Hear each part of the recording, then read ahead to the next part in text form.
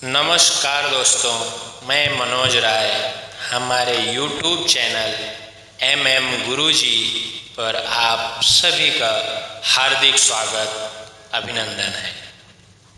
आप सभी के सन्मुख अद्भुत ज्ञानमय अध्याय प्रस्तुत कर रहा हूँ।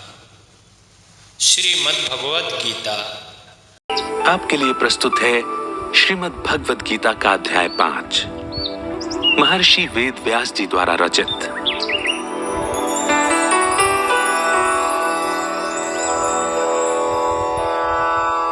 अर्जुन बोले, हे माधव, आप कर्मों का त्याग यानी कर्म संन्यास लेने के लिए कह रहे हैं और साथ ही निष्काम कर्म योग का गुणगान भी कर रहे हैं। मुझे निश्चित रूप से बताएं कि दोनों में से कौन सा श्रेष्ठ है। अर्जुन का यह सवाल दिखाता है कि वो अब भी दुविधा में थे और फैसला नहीं कर पा रहे थे कि उनके लिए युद्ध करना सही है या युद्ध भूमि से पीछे हट जाना। चौथे अध्याय के कई श्लोकों में भगवान ने कर्मों के प्रति लगाव को छोड़ने और उन्हें भगवान को समर्पित करने की बात कही है और 42वें श्लोक में उन्होंने अर्जुन को कर्म योग में टिककर अपना कर्म करने के लिए कहा है। अब ये दो इतनी अलग अलग बातें हैं कि कर्मों का त्याग करना और कर्म योग में टिककर कर्म करना, मनुष्य एक ही समय में दोनों कैसे कर सकता है। इसीलिए अर्जुन ने श्री कृष्ण से पूछा कि वो कौन सा एक रास्ता है जिस पर चलकर उनका कल्याण हो सकता है। श्री कृष्ण ने कहा, कर्म संन्यास और कर्म योग दोनों ही कल्याण की ओर ले जाते हैं, लेकिन दोनों में से कर्म योग ज्यादा श्रेष्ठ है।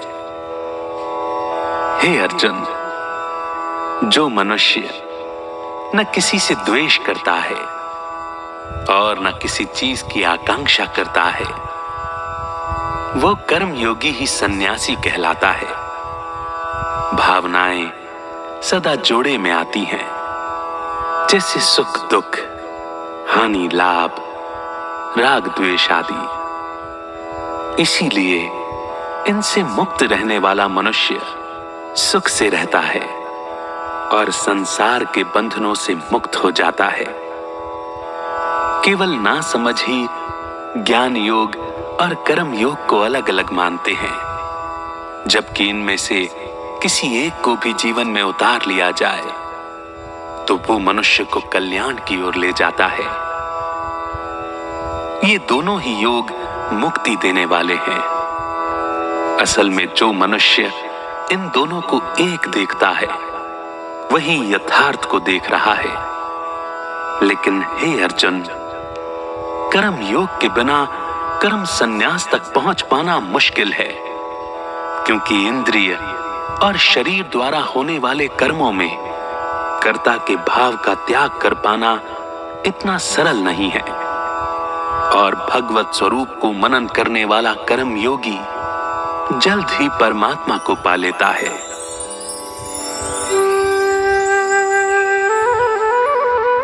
कर्म संन्यास का मतलब है जब मनुष्यात्मा को यह समझ आ जाए कि वो शरीर नहीं, इच्छाओं और वासनाओं के वश एक मन नहीं बल्कि आत्मा है, और उस भाव में टिक जाए तो वो कर्म से ही ऊपर उठ जाता है और उसके बाद उससे जो कर्म होते हैं वो कर्म होते हुए भी उसे बांध नहीं पाते। कर्म संन्यास में कर्म ही खत्म या फिर डिसॉल्व हो जाते हैं, यानी कर्म होकर भी वो कर्म नहीं रहते। मेरे सारे कर्म भी प्रकृति के 3 गुण करवा रहे हैं और मुझ अकेले का कोई अस्तित्व नहीं है। कर्म संन्यास का मतलब ये नहीं कि कर्म करना ही छोड़ देना है या घर बार छोड़कर संन्यास ले लेना है।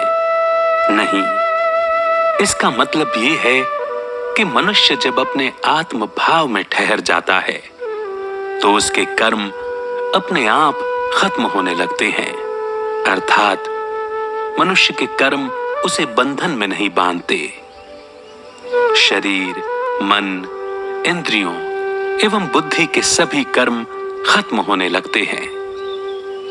ज्ञान योग में जब मनुष्य अपने असली स्वरूप को जानकर अपने आत्म भाव में ठहर जाता है, तो कर्म करने के लिए जो एनर्जी बाहर की ओर बहती है, वो उसके अंदर की ओर जाने लगती है, क्योंकि मन बुद्धि सब अपने आत्म भाव में लीन हो जाते हैं, उससे जुड़ जाते हैं। इसीलिए जब कर्म करने की ओर एनर्जी जा ही नहीं रही है, तो कर्म कैसे बनेंगे? कर्म संन्यास अपने मन के अंदर की साधना है। ये संन्यास की साधना होती है, समाज की नहीं। दूसरी ओर कर्म योग का मतलब है जहां कर्मों के फल खत्म हो जाते हैं, यानी कर्म तो हो रहा है लेकिन निष्काम भाव से हो रहा है, तो वो फल को जन्म नहीं देते। ऐसे कर्मों में न फल पाने की कोई इच्छा होती है, न उसका कोई इंतजार होता है, न कर्म से लगाव होता है और न ही कर्ता भाव का अहंकार होता है। अर्थात ये भाव नहीं होता कि ये कर्म मैंने किया। इसमें मनुष्य अपने कर्मों के फल का इंतजार या फिर इच्छा नहीं करता। इसमें कर्म करने के लिए एनर्जी बाहर की ओर बहती है, इसीलिए इसमें कर्म तो होते हैं, परंतु क्योंकि भावना निष्काम है, इसीलिए उसके फल नहीं बनते। इसे मनुष्य घर गृहस्थ में रहते हुए भी कर सकता है, यानी परिवार में रहते हुए, व्यापार करते हुए, अपनी हर जिम्मेदारी निभाते हुए इसे किया जा सकता है। यूं भी संन्यास का अर्थ होता है विकारों यानी वाइसेस का संन्यास, बुराइयों का संन्यास, न कि कर्मों का संन्यास। यदि कोई मनुष्य आत्मा इस गुह्य अर्थ को समझ ले और कर्मों के बजाय विकारों का संन्यास कर ले, तो घर गृहस्थ आश्रम बन जाता है और हर कर्म को मुझ में अर्पित कर वह आत्मा मुक्ति, जीवन मुक्ति की अधिकारी बन जाती है। अब श्री कृष्ण कहते हैं कि निष्काम कर्म योग यानी कर्म योग ज्यादा श्रेष्ठ है। भगवान यहां बता रहे हैं कि परिवार में रहते हुए भी ऐसे कर्म किए जा सकते हैं जो मनुष्य को उलझा नहीं सकते। राग का मतलब है प्रेम या किसी चीज की ओर जाने के लिए खिंचाव महसूस होना। द्वेष का मतलब है घृणा या किसी चीज से दूर जाने की इच्छा होना। जो चीज मनुष्य को सुख देती है, उससे उन्हें राग हो जाता है, और जो चीज उन्हें दुख देती है, उससे उन्हें द्वेष हो जाता है। जब मनुष्य इन दोनों भावनाओं से आजाद हो जाता है और उसमें कुछ पाने की इच्छा नहीं होती, ऐसे मनुष्य को सन्यासी कहा जाता है। इस श्लोक में यह भी बताया गया है कि ये दोनों योग दिखने में अलग अलग लग सकते हैं, लेकिन ये दोनों ही मनुष्य को एक ही जगह लेकर जाते हैं, यानी दोनों ब्रह्म तक पहुंचाते हैं। इसका मतलब है कि रास्ते महत्व नहीं रखते, बल्कि महत्व तो मंजिल का होता है। इसीलिए अगर मनुष्य इनमें से किसी भी रास्ते पर चलते हुए कर्म करेगा, तो वो उसे ब्रह्म और ब्रह्म में रहने वाले परमात्मा तक पहुंचा ही देंगे। यथार्थ का मतलब है जो जैसा है उसे वैसा देखना। जब तक मनुष्य आत्मा के तत्व को समझेगा नहीं, उस भाव में ठहरेगा नहीं, तब तक वो सच को कैसे देख पाएगा। परमात्मा को भी सच कहा जाता है और आत्मा को भी सच कहा जाता है। मनुष्य तो अपनी मान्यताओं, कल्पना और अहंकार आदि के आधार पर दुनिया को देखता है, इसीलिए उसे अक्सर सच दिखाई नहीं देता, उसे वो दिखाई देता है जो वो देखना चाहता है। इस श्लोक में भगवान ये भी समझा रहे हैं कि निष्काम कर्म योग के बिना कर्म संन्यास को पा लेना काफी कठिन है, क्योंकि सिर्फ कर्मों को छोड़ देने से दुख का जन्म होता है। दुख के आने के बाद मन बेचैन रहने लगता है, जिससे शरीर भी खराब होने लगता है और फिर बुद्धि भी काम करना बंद कर देती है। इसीलिए सब कुछ छोड़कर बैठ जाना इस दुनिया में प्रैक्टिकल नहीं है। सब छोड़कर बैठ जाने से मनुष्य की स्किल्स खत्म होने लगती हैं, अकर्मण्यता आने लगती है। निष्काम कर्म योग का मतलब कर्म के फलों के लिए कोई इच्छा ना होना। इस तरह जब मन से फल की इच्छा खत्म होने लगे तो धीरे धीरे मनुष्य की कोई इच्छा या वासना, दौलत, शोहरत किसी शरीर को भोगने की इच्छा की ओर ले जाती हैं, तो वो खुद को अशुद्ध कर लेता है। दया, हमदर्दी, समर्पण, प्रार्थना वो भाव हैं जो मन को शुद्ध करते हैं। जब मन साफ हो जाता है तो बाहर भी सिर्फ अच्छाई ही दिखने लगती है। ऐसा मनुष्य सब जीवों में पवित्र आत्मा को देखने लगता है। वो समझ जाता है कि वो जीव भी उस परमात्मा का ही वंश है, उसकी ही रचना है। इसीलिए उससे पाप कर्म होना बंद हो जाते हैं। अपने स्वरूप को समझने वाला तत्व ज्ञानी, उसका मतलब है जिसने उसे एक तत्व, परमात्मा के तत्व को समझ लिया है और उससे जुड़ गया है, जो ये समझ गया कि वो एक ही तत्व है, जो उसके अंदर भी है और बाहर भी। पूरा ब्रह्मांड, सृष्टि, प्रकृति और प्रकृति के पांचों तत्व उसी के संकल्प से उत्पन्न हुए हैं। ऐसा मनुष्य उस एक तत्व, जो सभी चीजों का आधार यानी कि फाउंडेशन है, ये मान लेता है कि उसके अंदर और बाहर हर जगह उसी के ही तो गुण हैं। ऐसा मनुष्य हर जगह एक यानी एकता देखने लगता है। उसके मन से भेदभाव का भाव ही खत्म हो जाता है। भेदभाव तो वहां होता है जहां एक से ज्यादा चीजें मौजूद हों, लेकिन ऐसा मनुष्य हर जगह उस एक तत्व को ही देखने लगता है। इसीलिए जब उसकी इंद्रियां देखती हैं, सुनती हैं, तो वो खुद को देखने वाला और सुनने वाला माध्यम मानता है। ये नहीं मानता कि मैं सुन रहा हूं, देख रहा हूं। ये सब देखते सुनते हुए भी उस पर कोई प्रभाव नहीं पड़ता। वो जान लेता है कि इंद्रियां अपना काम कर रही हैं, वो खुद कुछ नहीं कर रहा। इस तरह उसका कर्ता भाव ही खत्म हो जाता है, जिस कारण कर्म फल नहीं बनता, और ऐसी अवस्था ही मुक्ति की अवस्था कहलाती है। जैसे कमल कीचड़ में खिलता है, लेकिन उसके नीचे के कीचड़ का असर कमल पर नहीं होता। वो तो कीचड़ से ऊपर उठकर अपनी पूरी सुंदरता के साथ खिला रहता है। यहां कीचड़ का मतलब है पाप कर्म और कमल का मतलब है मनुष्य। इसी तरह जब मनुष्य निष्काम कर्म में लग जाता है तो पाप उसे छू भी नहीं सकते, क्योंकि वो तो पाप पुण्य हानि लाभ से ही ऊपर उठ जाता है। कर्म योगी सुकून और शांति से जीवन जीता है, क्योंकि उसके मन में फल की चाहत नहीं होती। जब मन में फल पाने की इच्छा या चिंता होती है तो वो मन की शांति को खा जाती है, क्योंकि मनुष्य फल के इंतजार में ही बैठा रहता है। ज्ञान योग का विषय। श्री कृष्ण आगे कहते हैं, अपनी प्रकृति को वश में कर जो मनुष्य सभी कर्मों का त्याग कर देता है।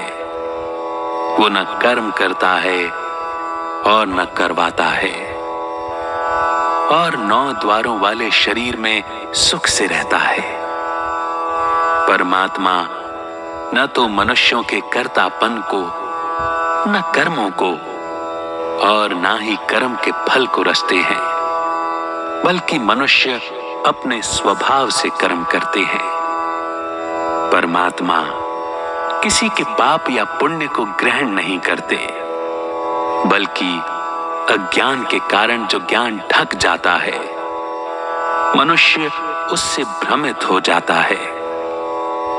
जिनका ज्ञान आत्मज्ञान को जानकर नष्ट हो गया है, उनका ज्ञान सूर्य की तरह उस परब्रह्म को प्रकाशित कर देता है।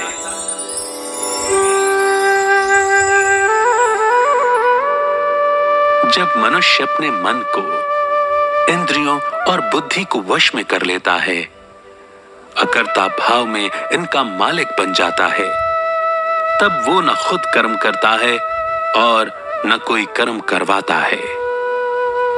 वो जानता है कि उसके अंदर प्रकृति के 3 गुण उससे कर्म करवा रहे हैं। वो तो बस उन्हें होता हुआ साक्षी भाव से देखता है। वो खुद को शरीर नहीं मानता, वो खुद को आत्मा पहचान लेता है। जो योगी और कर्म योगी के लक्षण और उनकी महिमा। श्री कृष्ण कहते हैं, जिसका मन अपने वश में है, जिसने अपनी इंद्रियों को काबू में कर लिया है, जिसका मन शुद्ध है, वो अपनी आत्मा को सब जीवों की आत्मा में देखने वाला निष्काम कर्म योगी कर्म करता हुआ भी लिप्त नहीं होता। अपने स्वरूप से जुड़ा हुआ तत्व ज्ञानी तो देखता हुआ, सुनता हुआ, स्पर्श करता हुआ, सूंघता हुआ, भोजन करता हुआ, गमन करता हुआ, सोता हुआ, श्वास लेता हुआ, बोलता हुआ, त्यागता हुआ, ग्रहण करता हुआ तथा आंखों को खोलता और बंद करता हुआ भी बिना कोई संशय किए ये माने कि सब इंद्रियां अपना अपना काम कर रही हैं और मैं कुछ भी नहीं करता हूं। जो मनुष्य सब कर्मों को परमात्मा में अर्पण करके और आसक्ति को त्याग कर कर्म करता है, वो मनुष्य जल में कमल के पत्ते की तरह पाप से लिप्त नहीं होता। कर्म योगी कर्मों के फल का त्याग करके परम शांति को प्राप्त करता है, और सकाम कर्म करने वाला मनुष्य इच्छा और फल की कामना में आसक्त होकर बंध जाता है।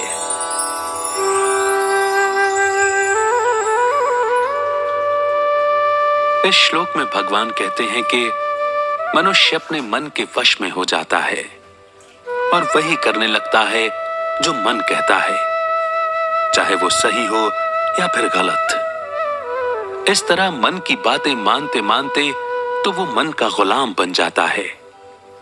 योगी तो वो होता है जो मन की ना सुने, बल्कि उसकी सुने जो विवेक और बुद्धि से आते हैं, और वही कर्म करे। ये भटकता हुआ मन ही तो मनुष्य को बांध रहा है। इसीलिए मन से कंट्रोल नहीं होना है, बल्कि मन को कंट्रोल करना है।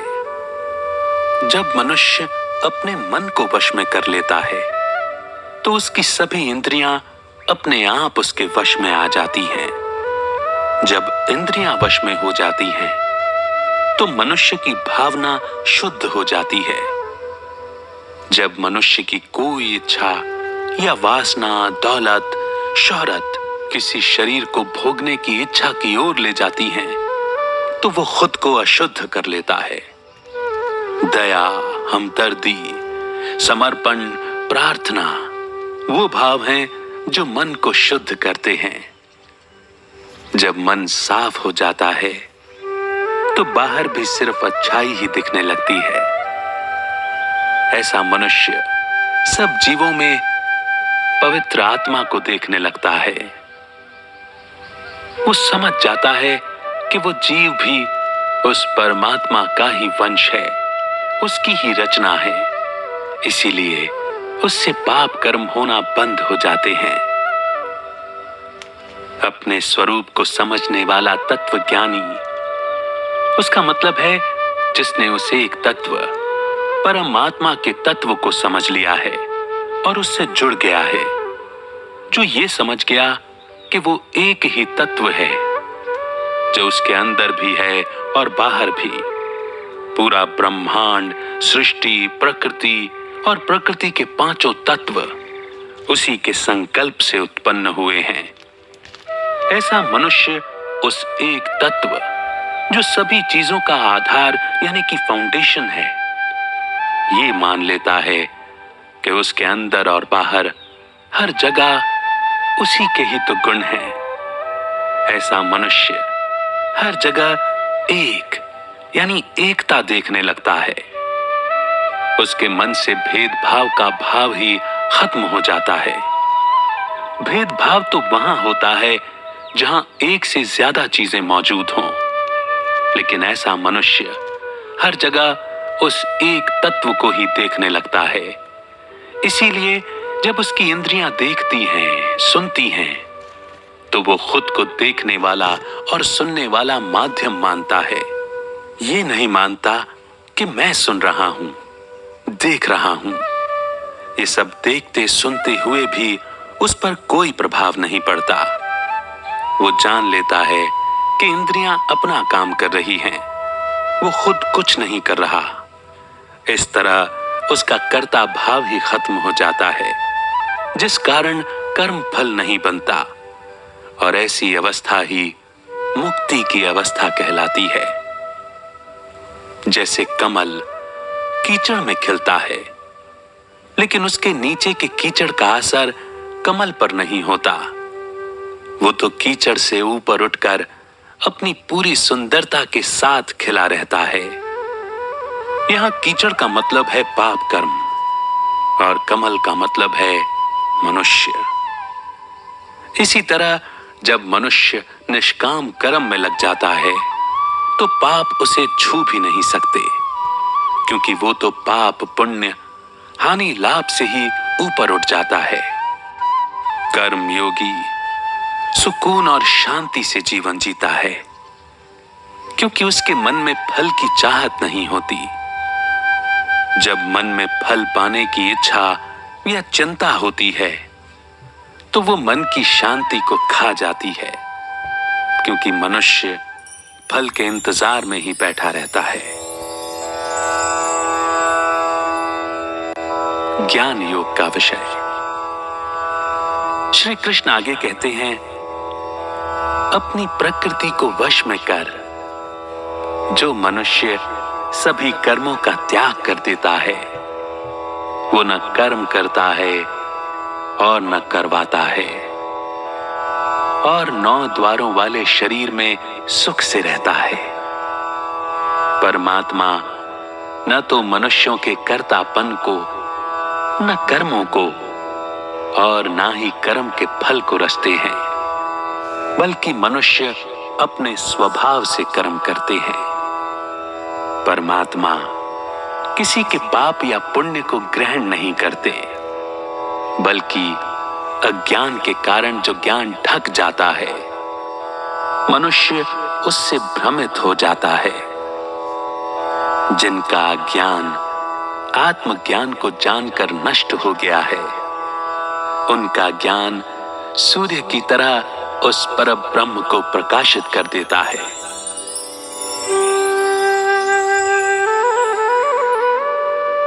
जब मनुष्य अपने मन को, इंद्रियों और बुद्धि को वश में कर लेता है, अकर्ता भाव में इनका मालिक बन जाता है, तब वो न खुद कर्म करता है और न कोई कर्म करवाता है। वो जानता है कि उसके अंदर प्रकृति के 3 गुण उससे कर्म करवा रहे हैं। वो तो बस उन्हें होता हुआ साक्षी भाव से देखता है। वो खुद को शरीर नहीं मानता, वो खुद को आत्मा पहचान लेता है, जो 9 दरवाजे या रास्तों वाले इस शरीर में रहती है। मनुष्य के शरीर में 9 द्वार होते हैं, जो कि है 2 आंखें, 2 कान, 2 नाक के छिद्र, 1 मुंह और 2 मल मूत्र त्याग करने के द्वार। जब मन मैं और अहंकार से हटकर परमात्मा से जुड़ जाता है, तब जीवन में सुख आ जाता है। इस श्लोक में यह भी बताया गया है कि परमात्मा किसी जीव के पाप पुण्य या उसके कर्मों और उनके फलों को न तो ग्रहण करते हैं और ना ही उनके बीच में आते हैं। मनुष्य खुद उसका जैसा स्वभाव होता है, वो वैसा ही कर्म करता है। उसके कर्मों के फल अपने आप बनते हैं, और वो फल कब मिलेगा, कैसे मिलेगा, किसके जरिए मिलेगा, ये कहा नहीं जा सकता। कहने का भाव ये है कि परमात्मा स्वयं बैठकर पत्ता पत्ता नहीं हिलाता। जब मनुष्य कर्म करता है तो उसकी एनर्जी फील्ड में उसके इंप्रेशन आ जाते हैं। वही धीरे धीरे फल के रूप में मनुष्य के जीवन में सामने आते हैं। कर्म में कर्तापन का भाव भी मनुष्य खुद ही पैदा करता है। परमात्मा किसी से कुछ लेते नहीं। परमात्मा तो निराकार और सदा शुद्ध हैं। इसीलिए इस साकार शरीर से जो कर्म किए जाते हैं वो वहां तक पहुंच ही नहीं सकते, और इसीलिए हमारे कर्मों में परमात्मा की कोई भूमिका नहीं होती। निष्काम कर्म ही वो माध्यम है जिसके जरिए मनुष्य परमात्मा तक पहुंच सकता है। पाप, पुण्य, शुभ अशुभ कर्म सकाम कर्म होते हैं, यानी ऐसे कर्म जिसमें कर्ता का भाव भी होता है और फल पाने की इच्छा भी। सकाम कर्म मनुष्य को कभी परमात्मा तक नहीं पहुंचा सकते, क्योंकि जब कर्म में कामना आ जाती है तो वो शुद्ध नहीं रह जाते। उसके फल बनते हैं जिसके भोगने के लिए मनुष्य को फिर से जन्म लेना पड़ता है। अज्ञानता आत्मा के शुद्ध ज्ञान को ठग देती है और मनुष्य अपने गुणों और इंद्रियों के प्रभाव में आकर गलत कर्म करने लगता है। ये ठीक वैसा ही है जैसे अंधकार रोशनी के अभाव को कहा जाता है, और ज्ञान मिलने के बाद या स्विच ऑन करने के बाद अंधकार कहीं नहीं रहता। परंतु अज्ञानता से अहंकार का जन्म होता है, जो मनुष्य के मन और बुद्धि पर हावी हो जाता है, और ये सभी दुखों का कारण बनता है।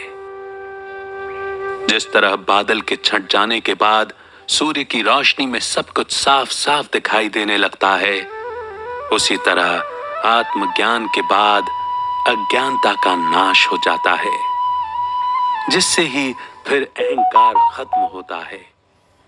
खुद को शरीर मानकर चलना अहंकार के जन्म लेने का मुख्य कारण है। ज्ञान का मतलब है खुद के असली स्वरूप को जानना, कि मैं मनुष्य नहीं, शरीर नहीं, रूप नहीं, रंग नहीं, नाम नहीं, धर्म नहीं, कुल नहीं, जाति नहीं, बल्कि आत्मा हूं। ज्ञान बाहर से नहीं आता, बल्कि वो तो पहले से ही मनुष्य के अंदर होता है। जरूरत है उसे याद और अनुभव करने की, जिसे शरीर धारण करने के बाद आत्मा भूल जाती है। आत्मज्ञान का मतलब है जो मनुष्य भूल गया था उसे याद आ जाना। ज्ञान हो जाने के बाद जीवन जीने का तरीका ही बदल जाता है, क्योंकि मनुष्य जब अपनी आत्मा के साथ जुड़ जाता है तो वो उसकी आवाज सुनने लगता है, जो पहले मन में चल रहे शोर के कारण वो सुन नहीं पा रहा था। और आत्मा का स्वधर्म ही है शांति। स्वयं से जुड़ने के बाद मन भी शांत हो जाता है। यही आत्मा की आवाज उसे सही रास्ता दिखाती है, सही कर्म करने के लिए प्रेरित करती है, जिससे उसके पाप कर्म कम होने लगते हैं और वो शुद्धि और मुक्ति की ओर बढ़ने लगता है। श्री कृष्ण आगे कहते हैं, जिसका मन और बुद्धि तद्रुप हो गई है, वो जिसकी परमात्मा में निष्ठा है, ऐसे तत्वपरायण मनुष्य पाप रहित होकर परम गति को प्राप्त होते हैं।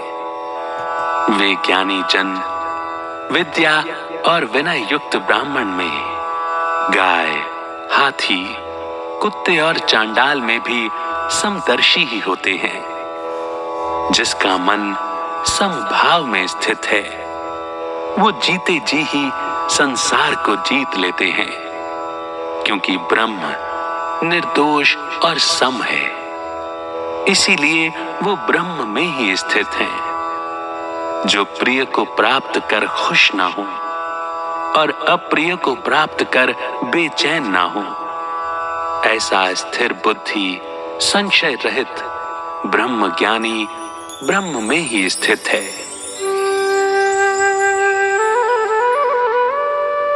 इस श्लोक में तद्रुप का मतलब है वैसा ही हो जाना, यानी मन में जैसे विचार होते हैं, मन वैसा ही आकार और रूप ले लेता है। मन बिल्कुल पानी की तरह होता है, जिसका कोई आकार, कोई रंग नहीं होता। अगर मन में अच्छे विचार ले आए तो मन अच्छा हो जाएगा, और अगर बुरे विचार लाओ तो मन बुरा हो जाएगा। मन का अपना कोई आकार नहीं होता। जो भी ख्याल उसमें आता है, वो उसी आकार में ढल जाता है। बुद्धि भी बिल्कुल ऐसी ही होती है। जब ज्ञान का उदय होता है, तो वो मनुष्य को ब्रह्म का ज्ञान करा देती है, जिससे ब्रह्म में उसकी निष्ठा और विश्वास जग जाता है। इसका अर्थ यह है कि इस ज्ञान के अनुभव के बाद मनुष्य हर वक्त लगातार ब्रह्म का अनुभव करता रहता है। वो योग युक्त हो जाता है, मेडिटेटिव स्टेट में पहुंच जाता है, और ऐसा अनुभव होने के बाद मन और बुद्धि भी उसके समान हो जाते हैं, और तब मन और बुद्धि में परमात्मा बस जाते हैं। उसके बाद ऐसे मनुष्य को कुछ और नहीं दिखाई देता। उसे चारों ओर बस उस ब्रह्म और ब्रह्म में रहने वाले परमात्मा के ही दर्शन होते हैं। यानी उसके बाद उनके अंदर समभाव पैदा हो जाता है। वो जहां भी देखेगा, जिसे भी देखेगा, एक भाव से देखेगा। जैसे परमात्मा किसी भी जीवात्मा को देखते हुए अपने भाव में परिवर्तन नहीं लाते, ठीक वैसे ही उस मनुष्यात्मा को भी कहीं कोई भेदभाव नहीं दिखेगा। उसे सब में परमात्मा की रचना, वही वंश, वही आत्मा ही दिखाई देगी। जो मनुष्य लगातार अपने आप को परमात्मा के भाव में लगाए रखते हैं, उनके चित्त में पड़े हुए संस्कार, कर्म आदि सब ज्ञान की अग्नि में जल जाते हैं। ऐसा मनुष्य परम गति को पा लेता है, यानी उसे ऐसी गति मिलती है जहां से वो लौट कर नहीं आता। इसी को मुक्ति और जीवन मुक्ति कहते हैं। ये अवस्था जीते जी पाई जा सकती है। ऐसा नहीं है कि मरने के बाद ही ऐसा होता है। जो मनुष्य समभाव में टिक जाता है, वो अपने मन, इंद्रियों, इच्छाओं को वश में कर लेता है, और इस तरह वो जीते जी पूरा संसार जीत लेता है। जब उसे संसार का कोई आकर्षण नहीं रहता और संसार की कोई वस्तु उसे बांध नहीं पाती, बल्कि उसकी मुक्ति का कारण बन जाती है। संसार की माया का, रंग बिरंगे आकर्षणों का उस पर कोई असर नहीं होता। जब मन पूरी तरह ब्रह्म में टिक जाता है, तो मन में कोई दोष या विकार नहीं रह जाता, क्योंकि ब्रह्म में कोई दोष नहीं होता। ऐसे मनुष्य को हर जगह बस ब्रह्म ही दिखाई देने लगता है, क्योंकि उसका मन और बुद्धि हर समय उसी ध्यान में लीन है। जब मनुष्य आत्म भाव में टिक जाता है तो उसमें समानता का भाव आ जाता है। उसके मन में कोई संशय नहीं होता, यानी उसे हर चीज की क्लैरिटी मिल जाती है। तब वो किसी भी परिस्थिति में बेचैन नहीं होता। जब मन में कोई संशय यानी डाउट ना हो तो मन स्थिर यानी बैलेंस्ड हो जाता है। ऐसा मनुष्य न अपने पसंद की चीज मिलने से खुश होता है और ना ही कोई नापसंद घटना होने से निराश होता है। इसका मतलब ये नहीं है कि उसका कोई रिएक्शन नहीं आता, बल्कि इसका मतलब ये है कि वो रिस्पॉन्ड करता है। वो हमेशा बैलेंस्ड स्टेट ऑफ माइंड में रहता है, जिसे कोई भी चीज या परिस्थिति आसानी से बिखेर नहीं सकती, डिस्टर्ब नहीं कर सकती। श्री कृष्ण आगे कहते हैं, इन इंद्रियों और विषयों के संयोग से जन्म लेने वाले भोग जो मनुष्यों को अच्छे लगते हैं वो दुख का कारण बनते हैं और आदि अंत वाले हैं। इसीलिए हे अर्जुन, बुद्धिमान मनुष्य उसमें नहीं रमता। जो मनुष्य इस शरीर में शरीर का नाश होने से पहले ही काम क्रोध से जन्म लेने वाले वेग को सहन करने में समर्थ हो जाता है, वही मनुष्य योगी और सुखी है। जिनके सब पाप नष्ट हो गए हैं, जिनके सभी संशय ज्ञान द्वारा खत्म हो गए हैं, जो हर जीव के हित में लगा हुआ है और जिनका जीता हुआ मन निश्चल भाव से परमात्मा में स्थित है, ऐसे मनुष्य ब्रह्म को प्राप्त होते हैं।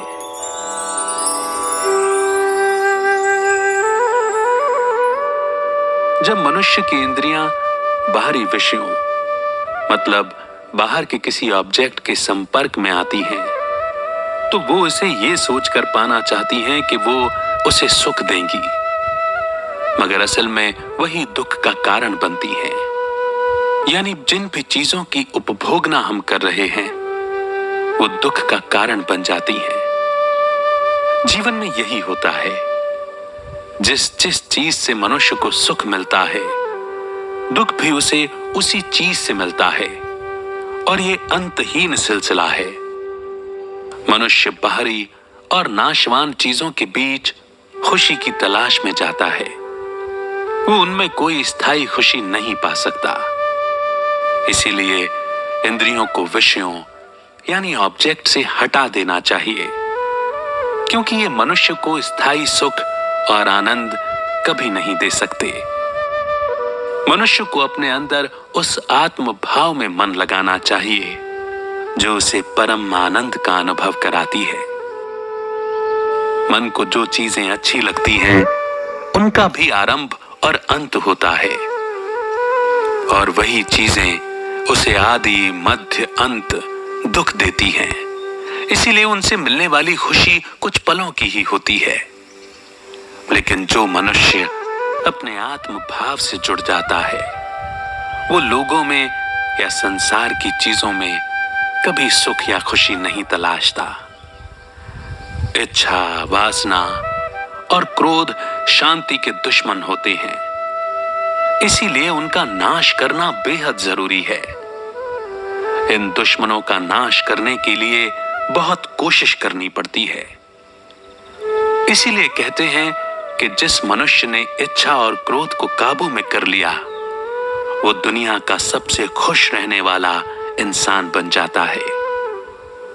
इच्छा का मतलब है उस चीज के लिए तरसना जो देखने, सुनने या याद रखने पर खुशी देती है।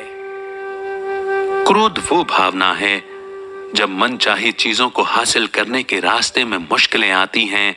किसी भी चीज को पाने की जितनी ज्यादा चाहत होगी, वो न मिलने पर गुस्सा भी उतना ज्यादा होगा। इस इच्छा और क्रोध का मन और शरीर पर बहुत बुरा और गहरा असर होता है। एक योगी वो होता है जो इच्छा और क्रोध के आवेगों को नियंत्रित कर लेता है, पसंद और नापसंद को नष्ट कर देता है और अपने आत्म भाव में यानी खुद को आत्मा समझने की स्थिति में सुख अनुभव करता है। वो हमेशा खुश रहता है क्योंकि उसमें न तो इच्छा बाकी होती है और ना ही किसी चीज के प्रति घृणा। श्री कृष्ण कहते हैं कि अगर कोई इच्छा और क्रोध के बवंडर को काबू में करना सीख जाए तो वो जीते जी पूरी तरह से खुश हो सकता है।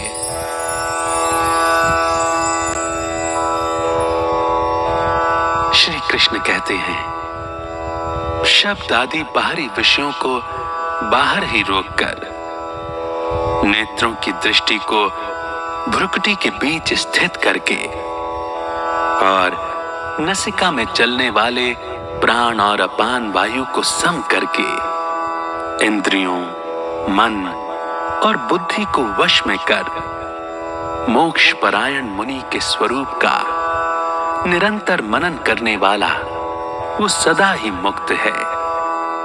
जो मुझको सब यज्ञ और तपों का भोगने वाला, सभी लोगों के ईश्वर का भी ईश्वर तथा सभी भूत प्राणियों का स्वार्थ रहित दयालु और प्रेमी जानता है, वो शांति को प्राप्त होता है।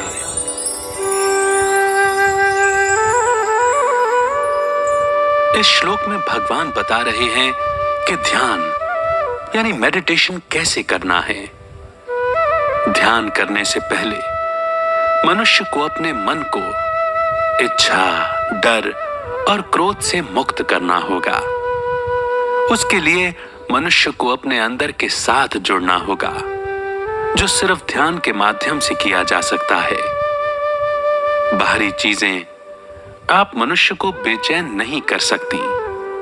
यह तो तब होता है जब इंद्रियों के माध्यम से मन, शरीर और बुद्धि उनके संपर्क में आती हैं।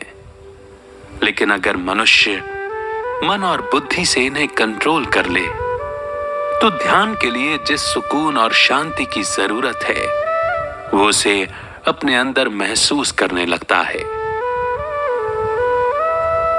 ध्यान करने के लिए आंखों को दोनों भवों के बीच में टिकाना है, यानी फोकस करना है। यहां पर इन आंखों से भ्रुकुटी को घूरना नहीं है, बल्कि ये ध्यान में रखना है कि इन्हीं भवों यानी भ्रुकुटी के बीच ही आत्मा निवास करती है। इस बात पर फोकस करते ही आत्मा की पूरी एनर्जी इकट्ठी हो जाती है और बढ़ने लगती है।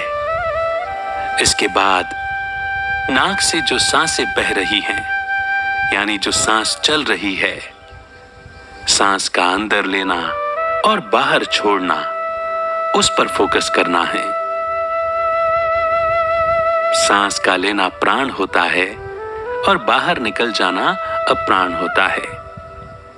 ये प्रक्रिया हमारे मन को सम कर देती है, अर्थात सांसों पर ध्यान देते ही मन में चल रहे विचारों की गति कम हो जाती है। और इससे, क्योंकि अब मैं अलग से रहा ही नहीं, बल्कि उसके अंदर और बाहर वो एक तत्व ही तो है। जिस पल ये भाव मनुष्य के अंदर जागता है वो उसी पल शांत हो जाता है। और इसी के साथ हम पहुंच जाते हैं श्रीमद् भगवत गीता के अध्याय 5 से मिलने वाली सीख की ओर। श्रीमद् भगवत गीता का यह अध्याय हमें सिखाता है कि हमें कर्मों को छोड़ना नहीं है, बल्कि पूरी निष्ठा के साथ बिना किसी लगाव और फल का इंतजार किए हुए अपने कर्म को करते जाना है। जब कर्म में कर्ता का भाव न हो तो अहंकार खत्म हो जाता है, जिससे मन शुद्ध होने लगता है। शुद्ध मन ज्ञान को आसानी से ग्रहण कर सकता है, सिर्फ ज्ञान ही वो माध्यम है जिसके जरिए हम पाप कर्म करने से बच सकते हैं। जब आत्मज्ञान का दीपक जलता है तो हम अपने आसपास के लोगों को शरीर न समझकर आत्मा के रूप में देखने लग जाते हैं, जो हमारे अंदर भी वास करती है। इस बात की समझ आ जाना कि आत्मा उस परमात्मा की ही रचना है, ये समझ हमें दूसरों को दुख और तकलीफ पहुंचाने से बचाती है। निष्काम भाव से किए गए कर्मों से जब उनके फल और उनके परिणाम स्वरूप अंत में कर्म बनना ही बंद हो जाएंगे, तब ही हम जन्म मरण के चक्र से मुक्त हो पाएंगे। अपने आत्म भाव को अनुभव करने के लिए भगवान ने ध्यान यानी मेडिटेशन का प्रोसेस भी समझाया है।